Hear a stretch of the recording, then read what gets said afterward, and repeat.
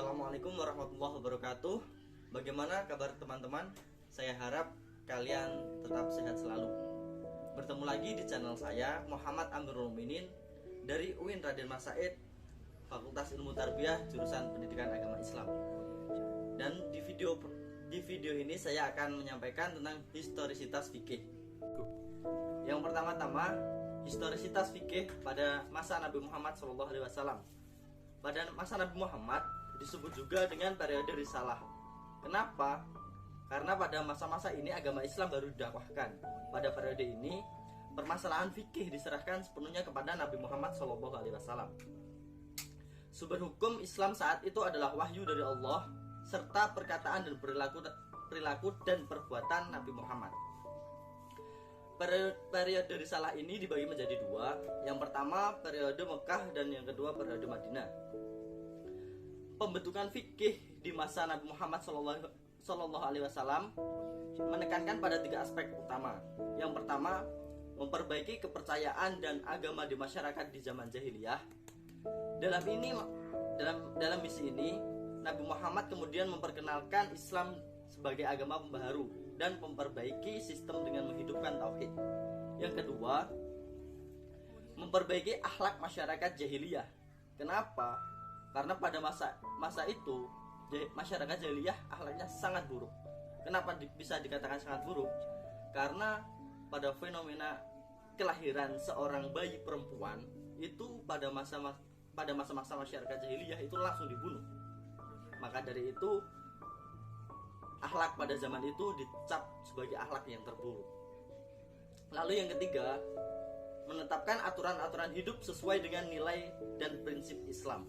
Sebelum kedatangan Nabi Muhammad SAW, masyarakat Arab jahiliyah penuh ketidakadilan dan kemerosotan. Maka tugas ini yang kemudian membuat Nabi Muhammad SAW merumuskan hukum-hukum di masyarakat demi terciptanya masyarakat madani. Pada masa-masa ini, Nabi Muhammad menerapkan dan mengembangkan fikih secara Islam perlahan-lahan kepada masyarakat Arab. Beliau menerapkan fikih berdasarkan kejadian-kejadian atau perkara-perkara dengan memperhitungkan sebab dan akibatnya. Saat itu, apabila masyarakat sedang menghadapi suatu perkara yang tidak ditemukan jalan keluarnya, maka mereka bertanya kepada Nabi Muhammad. Kemudian Nabi Muhammad memberikan solusi berdasarkan Al-Quran dan hadis.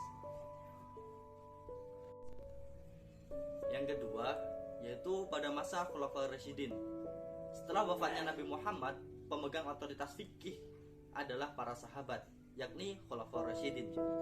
Para sahabat berpegang teguh pada dua sumber utama, yakni yang pertama Ajatul Ahkam yang bersumber dari Al-Quran dan Ahadisul Ahkam yang berasal dari hadis.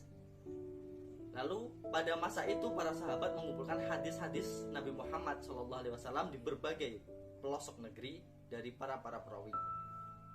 Hal ini bertujuan untuk mendapatkan hadis-hadis yang sahih.